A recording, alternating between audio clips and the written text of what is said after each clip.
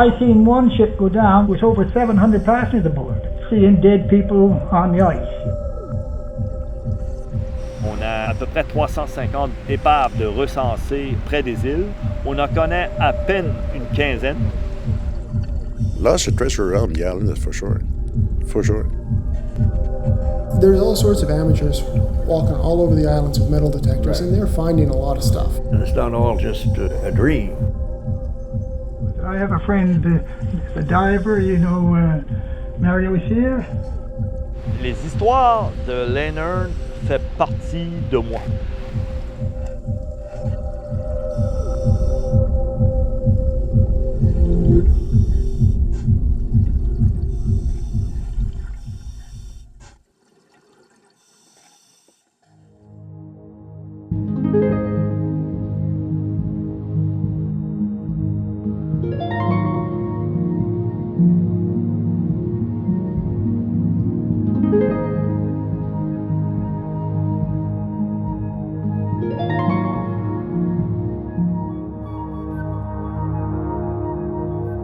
The Magdalen Islands sit isolated in the Gulf of St. Lawrence, surrounded by sea and 5 Canadian provinces beyond the horizon.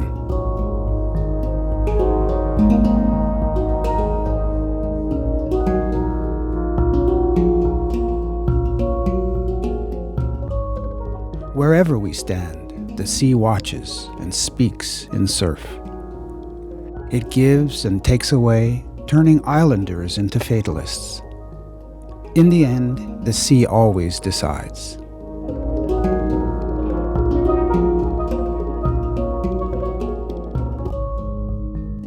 Over 350 recorded shipwrecks surround the islands. Only 15 have been found.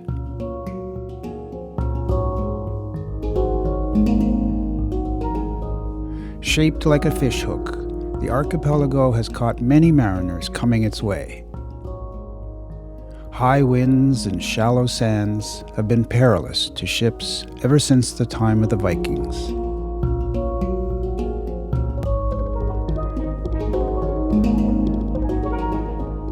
This underwater cemetery hides its vessels, buried deep in sand, making archaeological missions both complex and expensive.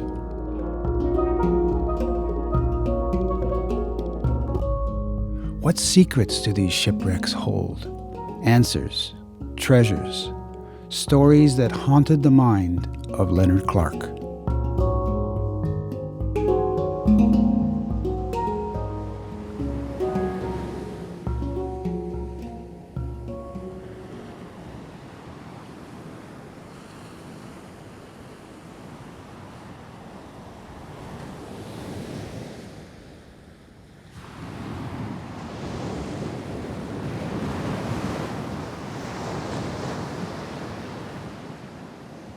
My grandfather was from Finland. He was wrecked here.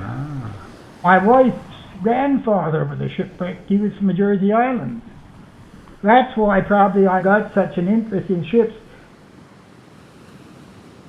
My grandmother's house was the meeting place for all of the old people.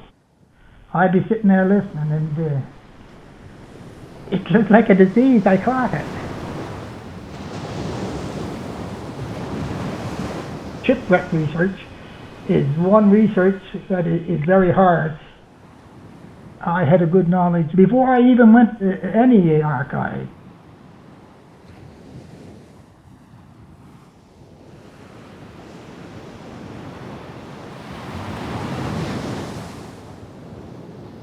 Tell us what you know about your grandpa. Well, he's always really loved history. Like, he has bookcases full of books about all kinds of historic things, whether it be about the Indians, about the war, about sunken ships, everything. He has those maps that he did. He worked a really long time on those. He used to go around with his metal detector all the time. Leonard did a lot of research in England. Well, actually, Leonard was more interested in the history of the islands than I was at that time. Leonard was definitely one of the first amateurs of that sort. He definitely thought like a researcher, like a scientist, you know, could contribute as much as any, you know, archaeologist who'd gone to grad school. I got to meet him at first, and then trying to see how he went about his research in a very respectful way, because he breathes that maritime culture, as all tous les marinots breathe it. But he's one of the safekeepers of the past. Ils avaient fait une maison chez eux avec des pièces de bordées qu'il y avait chez les vieux bateaux, puis les trous avaient resté. Il dit contre les trous qu'il pouvait voir. C'est le fun, il est le fun à écouter. Leonard est passionné, il est passionnant aussi. C'est un monsieur là, qui est très connaissant dans l'histoire des îles. Beaucoup au niveau des naufrages, beaucoup au niveau des morses également. Leonard, il pêchait les homards. Oui. Il a pêché pas mal d'années. Fishing was never a lifetime career with him. He was always into something different. His greenhouses were extremely popular here. Then he got into strawberries. He had a mink farm at one point in time. I know in 1971, he was the mayor of Gros Isles. He was into everything. Uncle Leonard was one of the few Magdalen Islanders who didn't stop at any one thing. Par rapport au bateau que je cherche, il m'a donné des informations qui étaient très pertinentes. Moi, je l'ai connu, Leonard, quand il a commencé à écrire ce qu'il savait, parce que c'est bien qu'il l'ait fait. S'il a fallu que ça parte sans que ça soit écrit, ça serait dommage. He spent so many hours at it, and he researched almost basically worldwide.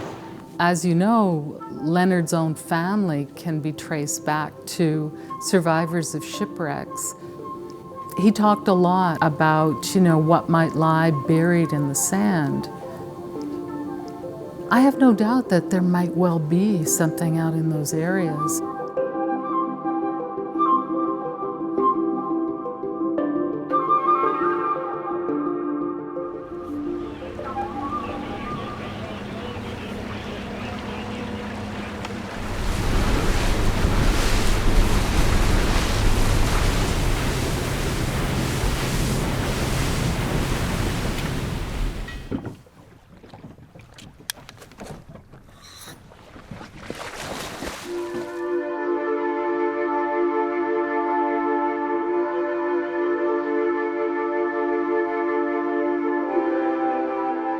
Mario Cyr is a commercial diver and world-renowned underwater cameraman. He has worked on 130 documentaries in 54 countries.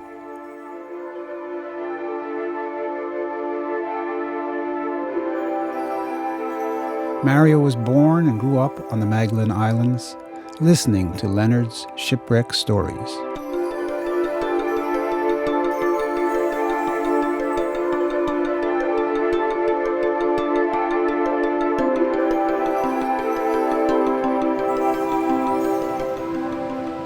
Quand j'ai commencé à côtoyer Leonard, c'est bien sûr par rapport aux épaves. Moi, je parlais pas beaucoup anglais et Leonard ne parlait pas beaucoup français, mais on essayait de tous dire. On avait, qui était mon ancienne femme d'époque, Lynn, qui était parfaite bilingue.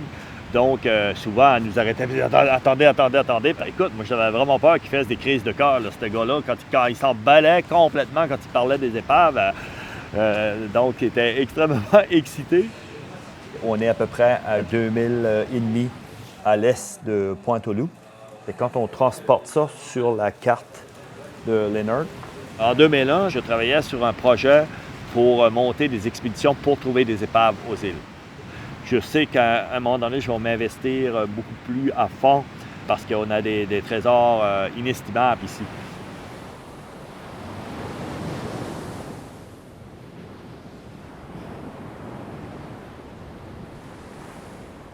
I'm sure that there's around at least 1,000 wrecks of Magdalenes, without a question.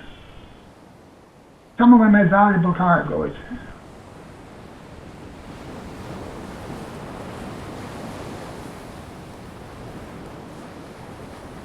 I spent my entire life at this work to find out the story of the Magdalenes.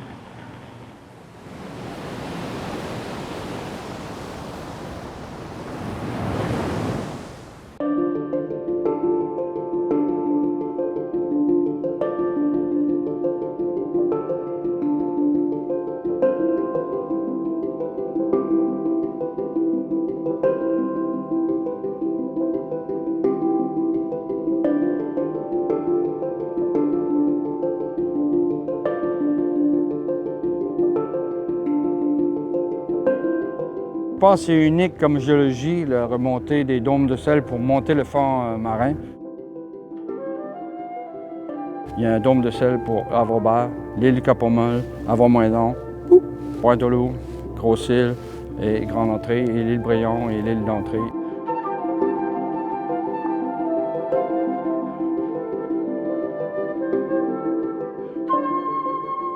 The salt domes created the islands and support today's local economy. However, this natural resource is not what attracted the First Nations and Europeans. Why are there hundreds of shipwrecks surrounding the Magdalen Islands? What were all these ships doing here? What were they after?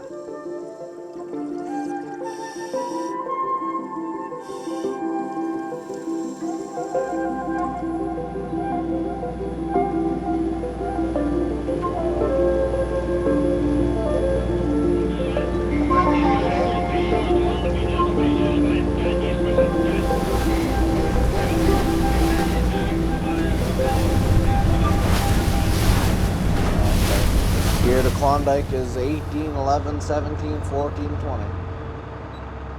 Wherever there's perch, we'll put the flatfish. We'll use mostly mackerel, 2 mackerel here. See, this one here is good. And then you gotta check underneath for spawn. See, that's, not allowed taking them ones.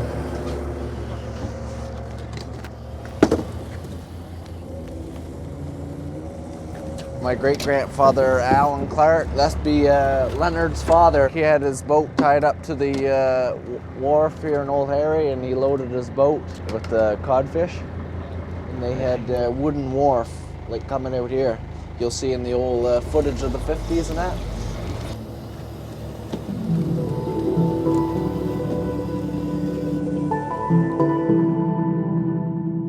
Long before Adam and Leonard Clark, Micmacs and Europeans exploited fish, seals, and whales. But it was another marine creature that established settlements and propelled the economy of the islands.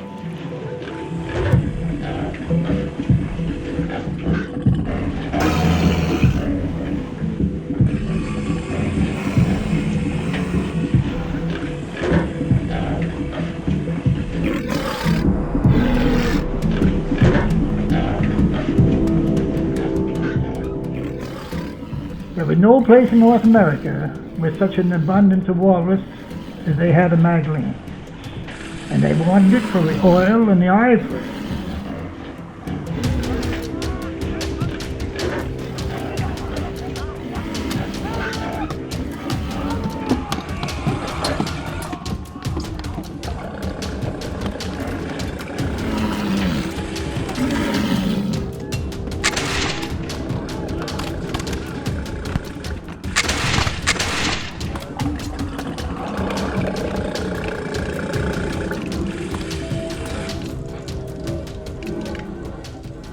Il parle au-dessus de 200 000 morses. Là. Il y en avait au-dessus de 100 000. Ça a été probablement la première ressource financière importante aux îles. C'était à cette époque-là beaucoup plus important que la pêche en termes de retombées économiques. Encore aujourd'hui, si on va se promener à Old Harry et qu'on fait attention là, en marchant, là, on peut trouver là, assez facilement des petites dents et des ossements aussi. Là. The walrus would have been taken from outside at Seacow Pass and just basically herded like cattle inland to the killing area right here in this field here. It'd be several hundred at a time, and they would have been shot with a musket, and they would probably be 300-400 years old. You can use a metal detector, and you could find a lot of musket balls all over this field. Are you? Oh, good. I just found one there. It was really, really flat. Must have been a direct hit. Walrus bone.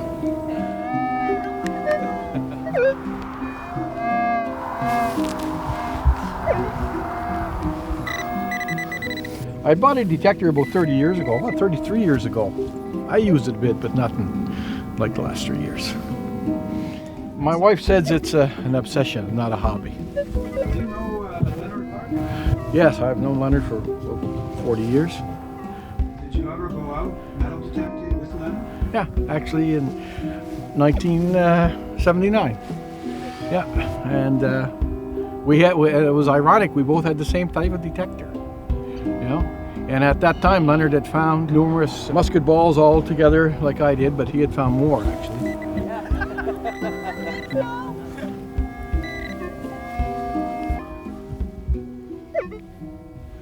As far as treasure, we're not in the Caribbean, so I don't think the Spanish came this far up. Well, not with their treasure ships anyway. But again, it depends on what you call treasure. I've gotten like the old coins and the brooches and the rings and the axes. This, okay, just a junk of lead. But the significance of it is it was the cause of the extinction of the walrus in Magdalen Islands. Last one they saw here was in 1799.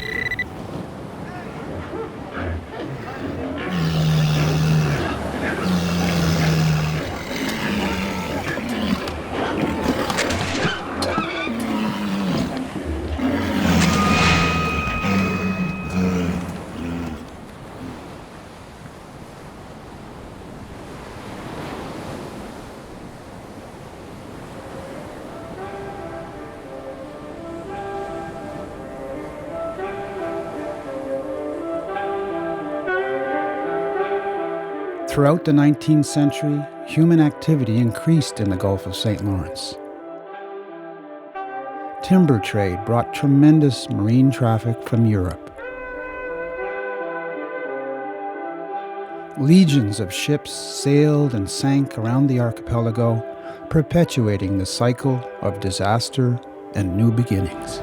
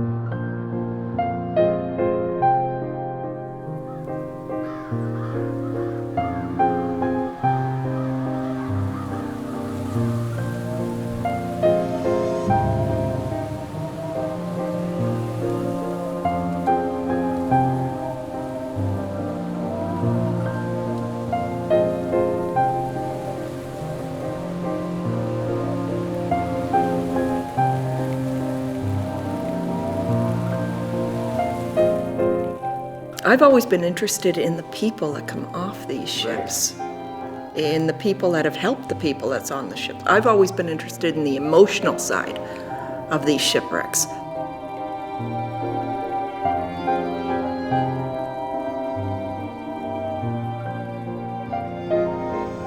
The Miracle was a famine ship from Ireland, and they had the fever on board.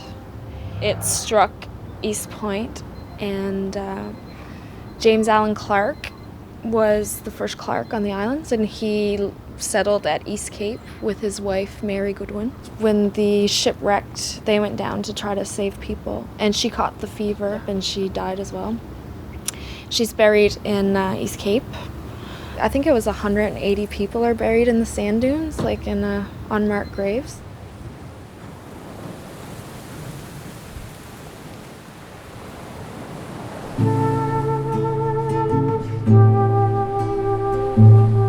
Everything that washed ashore had an impact on the evolution of the island. Sometimes it was the materials, sometimes it was the people. Mm-hmm. You know, there's people who come ashore and they stayed ashore. They stayed here on the islands.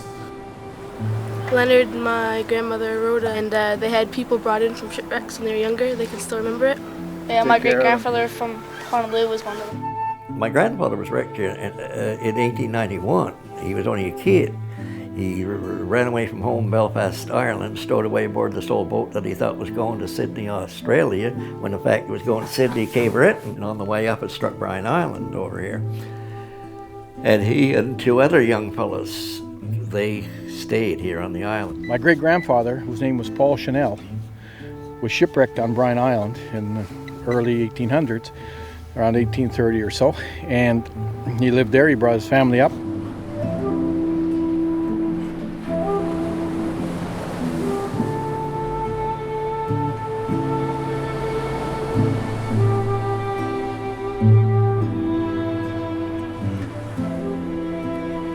Il y a des Irlandais comme les Cummings, des Doyle, des Cassidy, des Queen, les Delaney sont des descendants de naufragés. Il y a eu même un bébé qui a été retrouvé dans une chaloupe qui avait été rejetée, puis il l'appelait Sophie la petite misère. Ça a toujours resté dans la tradition orale. D'ailleurs, c'est une de mes ancêtres, du côté de mon père.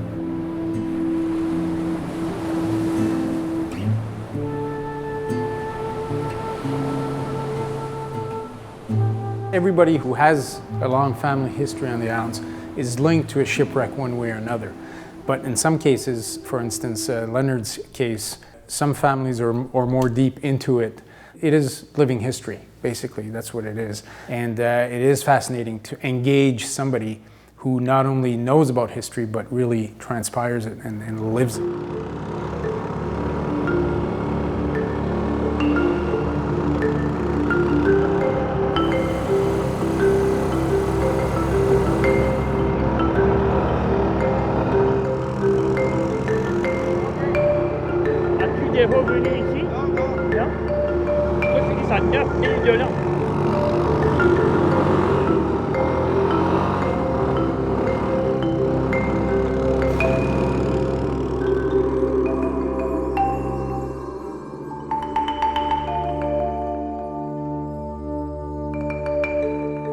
The islands drastically change shape every season. Varying sea levels and shifting sands unveil new territories. New beaches emerge, miles long. New lands for wild foxes. New dunes for old ships.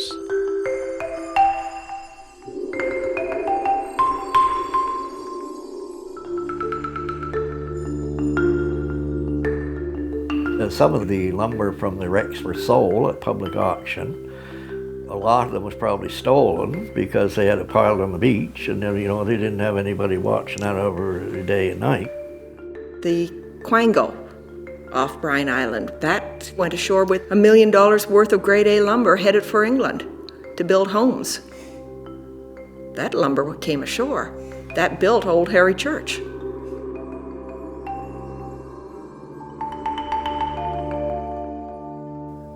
A lot of people got their homes built from that ship. Sheds, barns, shipbuilding. They got their boats, the fishing boats.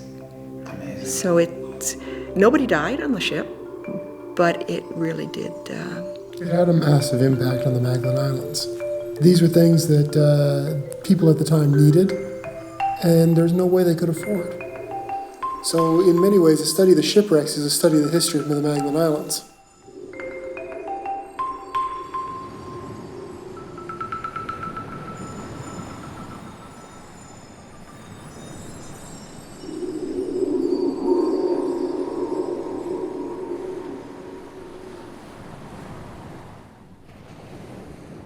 You can find driftwood on the beaches and different areas, old wood that you could assume comes from a shipwreck.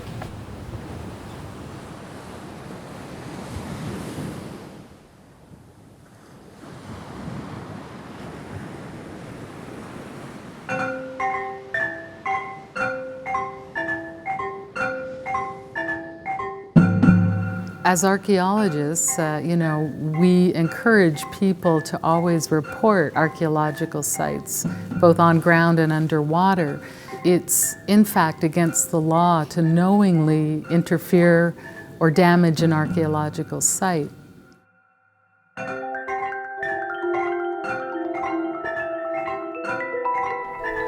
Le premier stylo que j'ai fait dans du bois d'épave, c'est dans ça.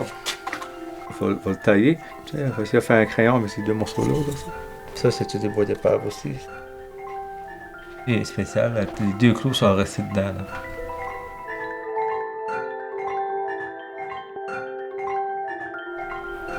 Là. Ma bibliothèque dans mon salon est faite avec ce ouais? bois-là de locust gir. Ouais. C'est intéressant de travailler avec de la matière que d'histoire. J'aime mieux ça qu'aller chercher du bois à la quincaillerie. Je sais pas à qui ça appartient vraiment, mais en tout cas. J'avais apporté une coupe de morceaux de bois que je voulais conserver, puis je savais pas trop quoi faire avec. Je faisais un bout de c'était ici des tiens à faire bateau. Celui-ci, je l'ai embelli un peu. J'ai mis de l'acajou. Ben, c'est pas vrai qu'il y avait de l'acajou, là. C'était plutôt le chêne qui était utilisé, l'érable. Moi, ça m'a pris 2 ans pour faire ça ici. Puis ça, c'est des fois travailler le samedi et dimanche, là, pas juste à l'heure, 8 heures par jour, là. Il faut mettre 12 heures. Ça, c'est du chêne d'épave.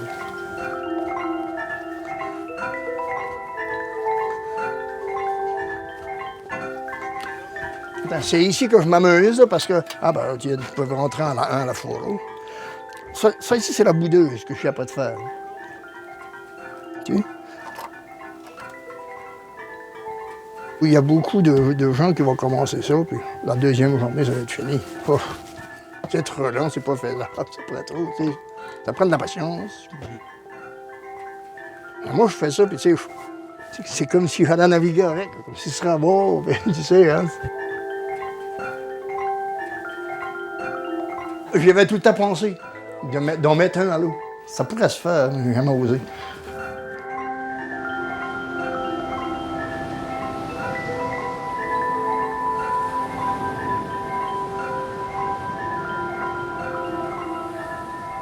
Madalenos continue to discover relics from the deep, washed up on their beaches.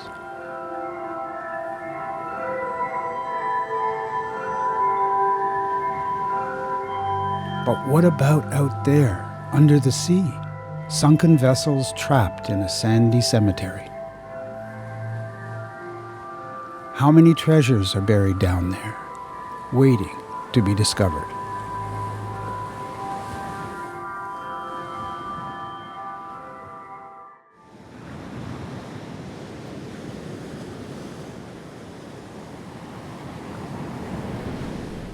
I would always research. I would take my spare time, like on the weekends, and I would go research. Of the belief that shipping companies would be compelled by law to record wrecks, I made the map. I went to Lloyd's in London, went over to a lady at the desk, and he said, "What field are you working in?" Well, I said, "I'm working in shipwrecks."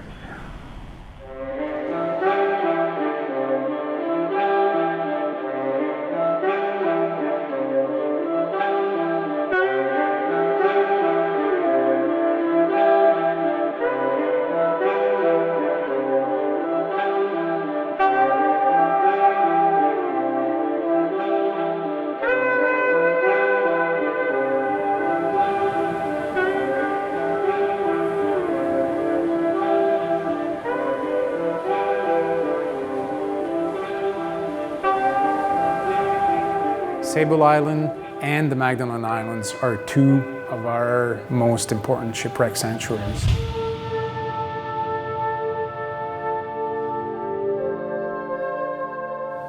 There's a good chance that Leonard's map is quite an accurate map. In other words, we know where ships are around the islands. We know where those wrecks are. Le problème des îles, c'est l'endroit ici vraiment au fond, et c'est un fond sablonneux. Après des tempêtes, on va sur des épaves, des fois ils sont disparus complètement, donc ils sont complètement sablés, et on va tourner après une autre tempête, puis on va voir tout le côté de l'épave. What you have in the Magdalen Islands is the potential of finding very old shipwrecks and very well-preserved shipwrecks.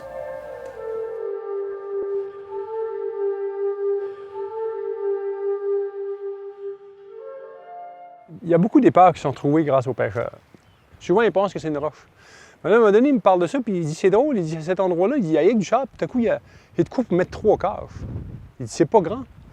Là, j'ai allumé, il dit, c'est peut-être une épave. Je suis allé voir là. Et là, il n'y avait pas d'eau, il y avait 15 pieds d'eau. Tout à coup, je vois le boulet, la boule du canon qui est là. Juste la boule arrière. Ah, imagine-toi. Un plongeur, c'est la première fois, là. Je capotais. Hallucinant, là. Il était en train de me dingue dans le fond de l'eau. When you find something, say a cannon, the thing to do is to leave it there. And it's obviously tempting to bring everything up. When you find something, you want to show people, right? And that's the first inclination. However, you have to resist that.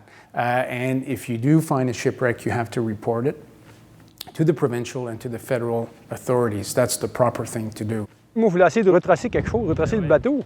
J'ai contacté l'archéologue qui avait le canal à Montréal, à l'Université de Montréal. Eux autres, ils m'ont conté des belles histoires. On va aller chez vous, on va faire un projet, il va y avoir des archéologues, on va étudier les paves, tout ça, tout ça. J'ai jamais vu personne. Fait que ça m'a découragé. Fait qu'il y a 2 ans, je suis retourné sur l'épave, j'ai dit, je vais en sortir un, je vais l'amener chez nous. Puisque ça donne rien de... Alors moi, je suis passionné quand je parle de ça. Il n'y en a pas beaucoup aux îles qui ont ça à côté de la maison.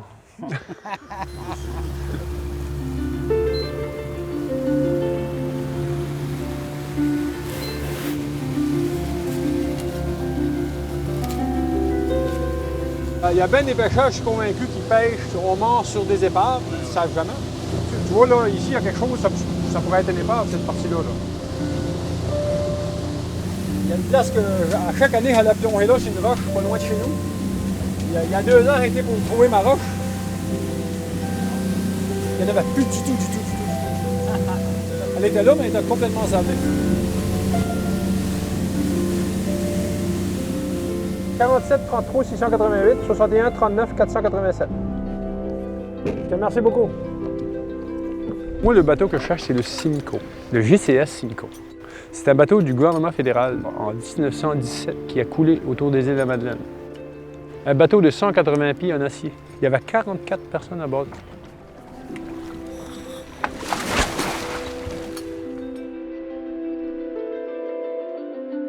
Ils ne savent rien encore aujourd'hui de ce qui s'est passé de ce bateau-là. Mais Leonard Clark m'a donné de l'information qui était très pertinente.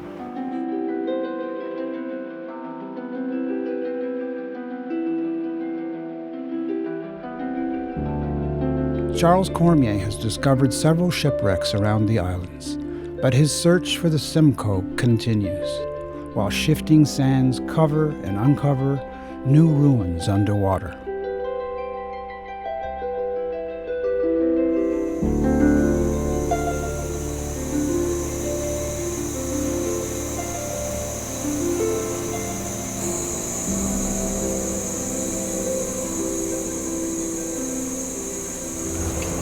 J'étais en train de pêcher au salut, puis mon salut a pris dedans. C'est pareil, hein? 6,70 et 504. Hello.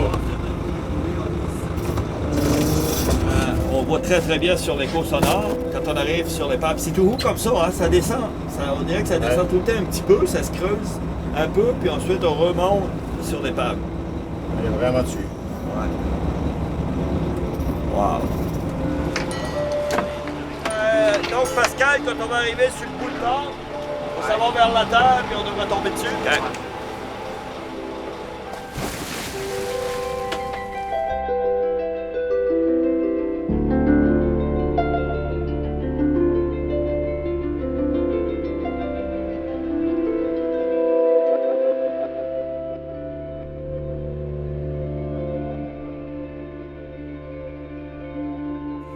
Leonard is convinced that there's a Viking ship somewhere in the sand at the tip of the islands. The treasures that come through here would have been timber. The payroll ships would have been carrying paper money. For me, monetary value is totally irrelevant. Within a wreck comes a sense of place. There's nothing like seeing objects on the shipwreck. For me, that's the pure treasure. The treasure, for me, is the fish. Non, moi c'est l'histoire. Regarde les Simcoe, il faut trouver ce bateau-là. Il n'y a pas de valeur. Je ne trouverai pas un coffre d'or d'un bateau du gouvernement fédéral.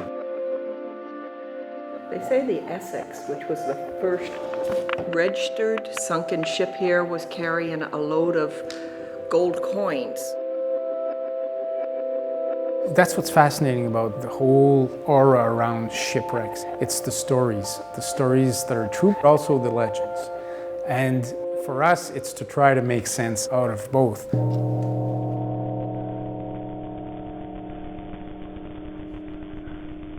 I know where there's a couple of good cargoes on Magdalen, but I won't tell them.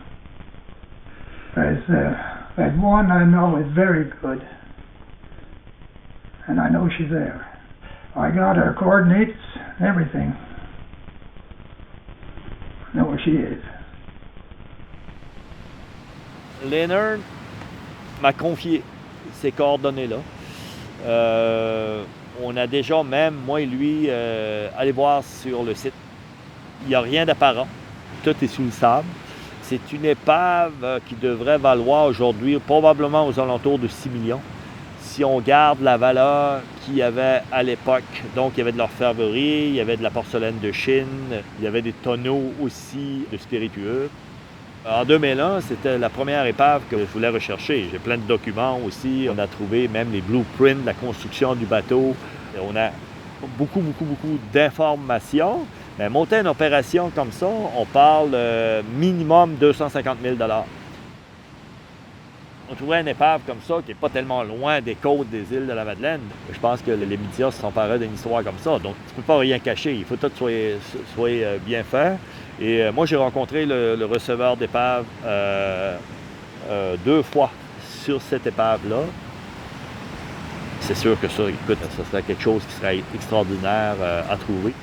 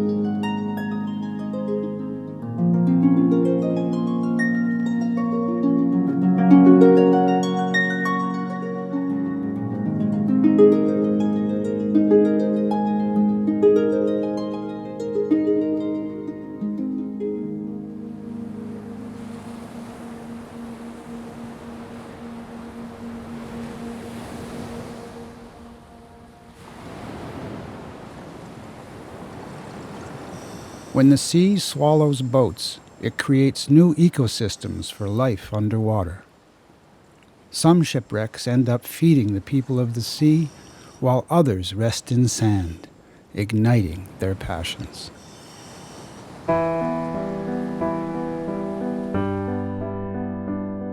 Leonard had that kind of optimism that not everyone needed to appreciate what he was doing or know about it.